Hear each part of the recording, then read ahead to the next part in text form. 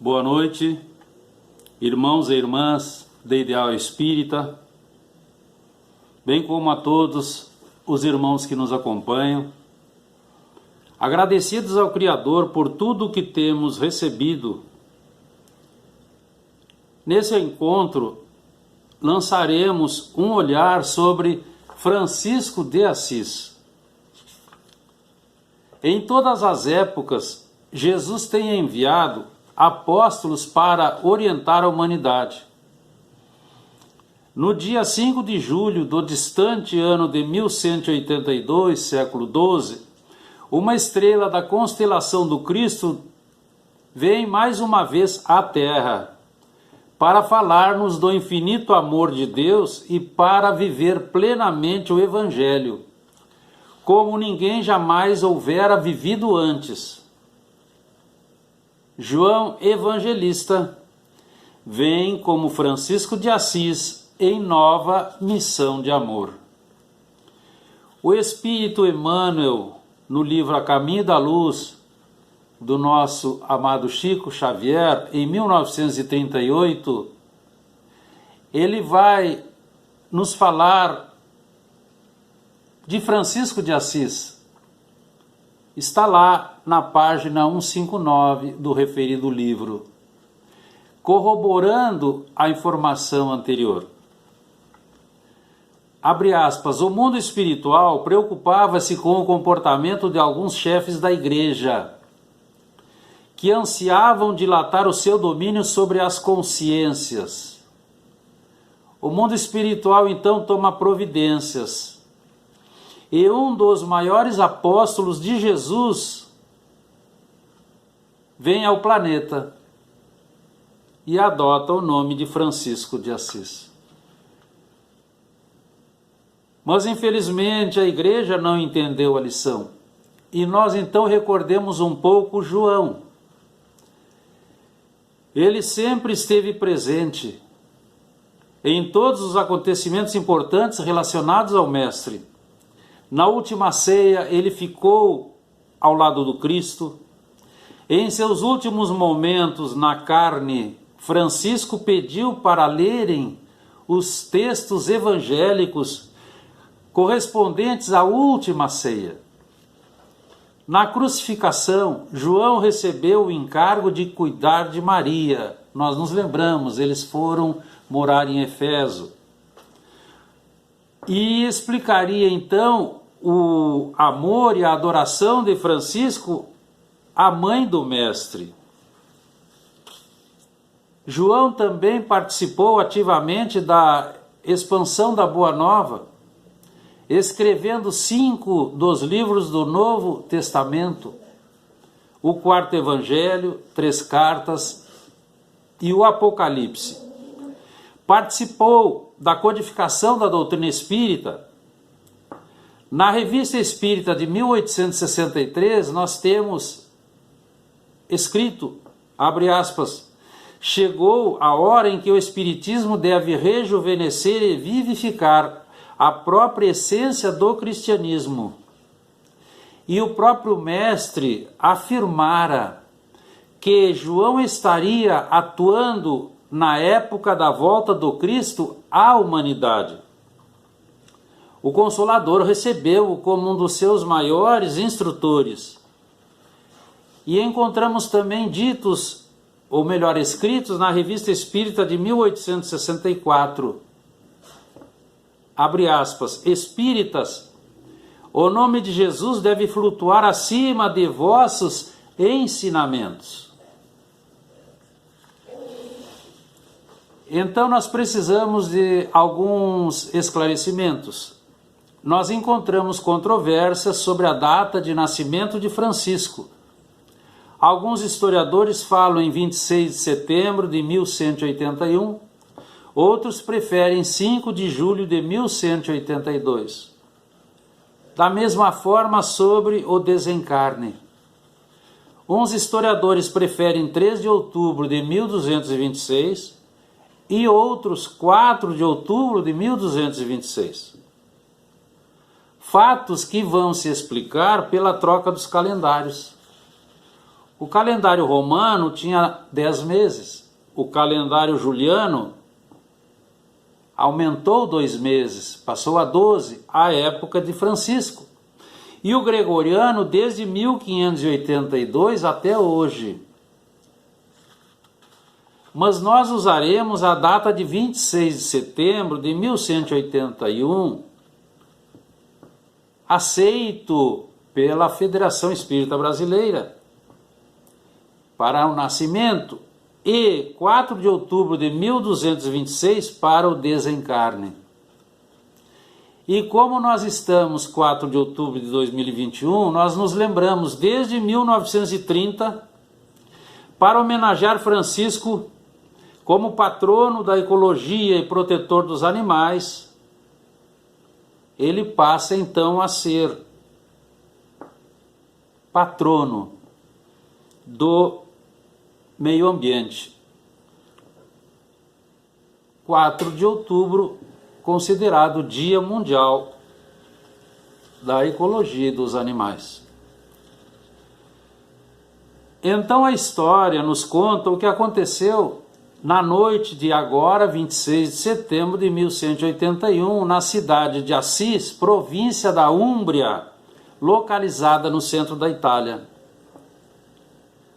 O que aconteceu na sólida casa de pedra de Pietro de Bernardone, rico comerciante de tecidos casado com Joana Boulemont, de origem francesa.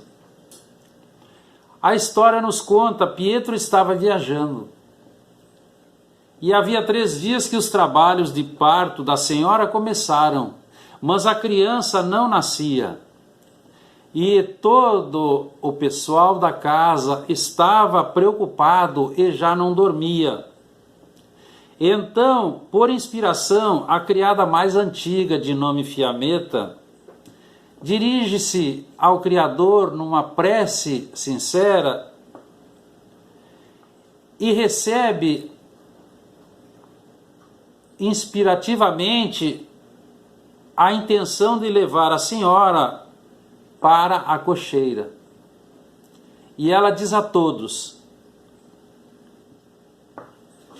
levemos a cama e a senhora para junto dos animais. É dali que o menino entrará no mundo. Então, na estrebaria, sob o olhar calmo de vários animais, o menino veio ao mundo. A mãe, agindo por inspiração, colocou o nome de João, Giovanni de Pietro de Bernardone. E assim ele foi batizado. Depois, então, o pai vai substituir por Francisco, em homenagem à França, já que a sua esposa era originária. E aí fica, então, Francisco, pequeno francês. Mas o menino João conquistava a todos com a simpatia, com a bondade, com a sinceridade nos sentimentos, e tratava com respeito e cortesia todas as pessoas que dele se aproximavam. E era comum vê-lo em Assis rodeado de pessoas que o admiravam e seguiam, porque ele era uma criatura de alegria e de paz. Quando moço, então, ele assume o nome de Francisco e assim passa a ser conhecido e começa a participar de todas as atividades comuns aos jovens daquela época. A sua festa mais importante era de São João Batista. E é nesse aspecto que ele se torna homem e vai, como soldado, participar de guerras. Durante uma delas, estando preso, ele teve um sonho premonitório onde lhe informaram: tuas armas, Francisco, são espirituais para conquistar as almas para Deus. Aí acontece uma transformação radical. Passa de jovem mundano a uma vida religiosa de completa pobreza, deixando de lado as regalias materiais para viver em cabanas. E aos amigos que se espantavam com isso, ele deixaram a vida de luxo para uma vida pobre, ele dizia: eu encontrei um enorme e precioso tesouro. Passando um dia pela igreja de São Damião, igreja muito antiga, já em ruínas, ele encontra uma imagem gasta de Jesus, se ajoelha e começa a fazer uma prece. E pareceu-lhe ouvir no íntimo uma voz que dizia: Francisco, restaura a minha casa decadente.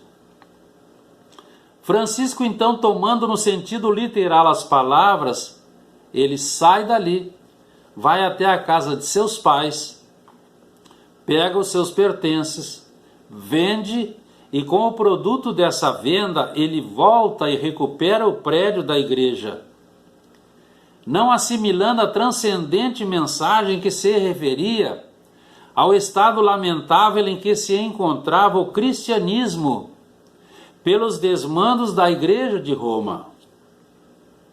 E aí ele se torna então um carpinteiro trabalhando em reconstruções de igrejas. A igreja de São Damião, mais tarde, foi usada por Clara para abrigar senhoras dedicadas à vivência dos ensinamentos de Jesus. E nós nos lembramos da Ordem das Clarissas.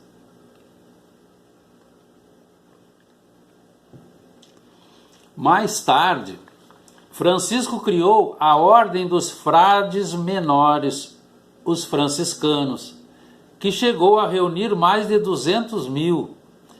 Era a renovação da igreja. Depois ele vai para a cidade de Gúbio, permanecendo um tempo num mosteiro. E lá nós encontramos o amor acentuado a todas as criaturas, quando ele, conversando com um lobo que aterrorizava as fazendas, ele o domestica. E dizem que depois esse lobo sempre o seguia ao ponto de dormir ao pé da sua cama. Também ele fez mais outras intervenções que eram consideradas extraordinárias, mas que hoje nós sabemos são efeitos de transmutação energética.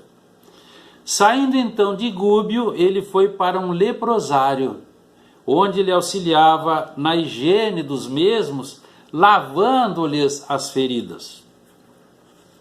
A bondade de Deus, procurando auxiliar Francisco na sua aproximação com Jesus, permitiu um singular fenômeno.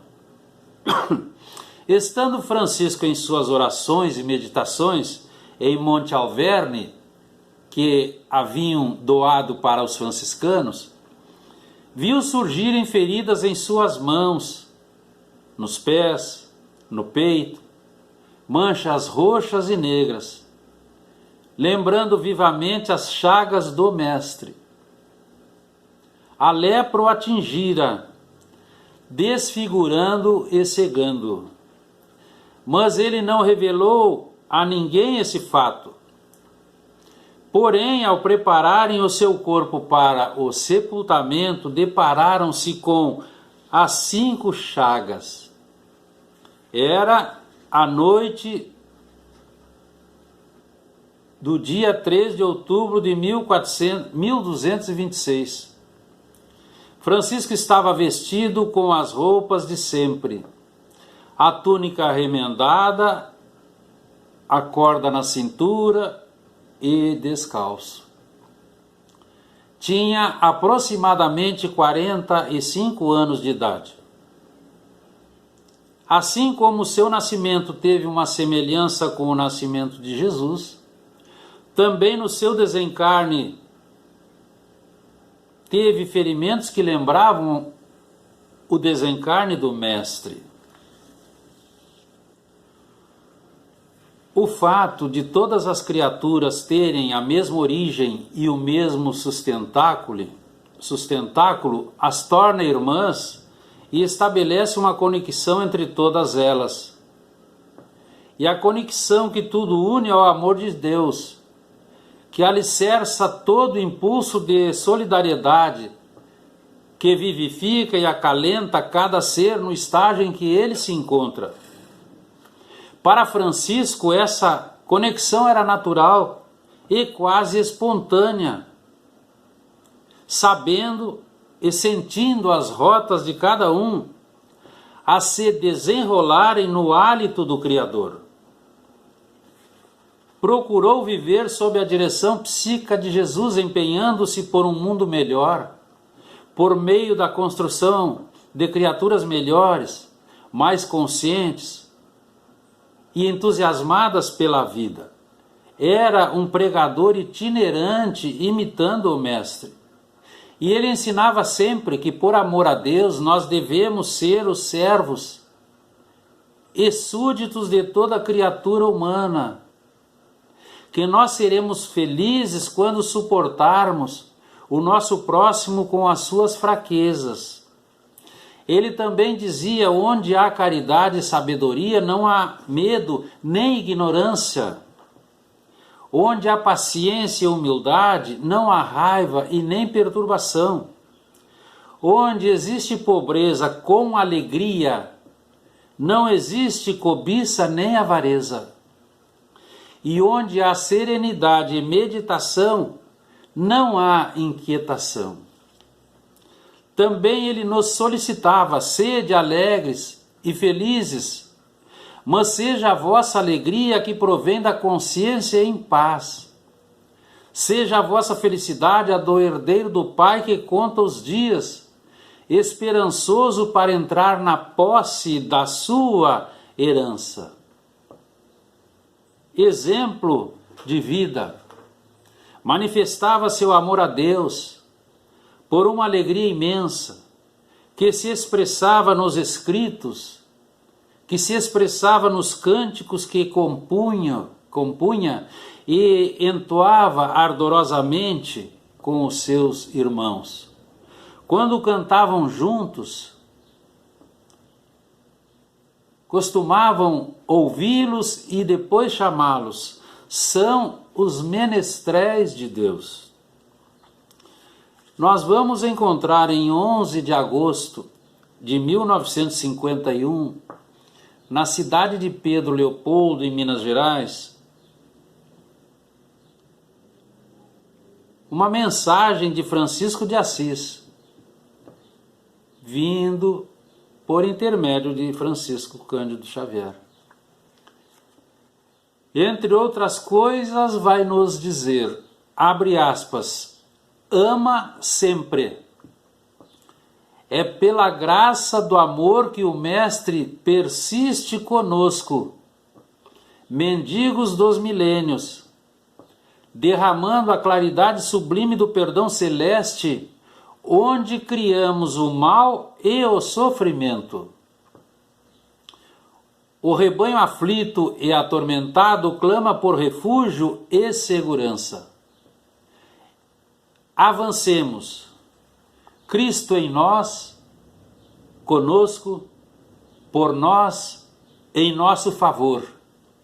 E o cristianismo que precisamos reviver à frente das tempestades, de cujas trevas nascerá o esplendor do terceiro milênio.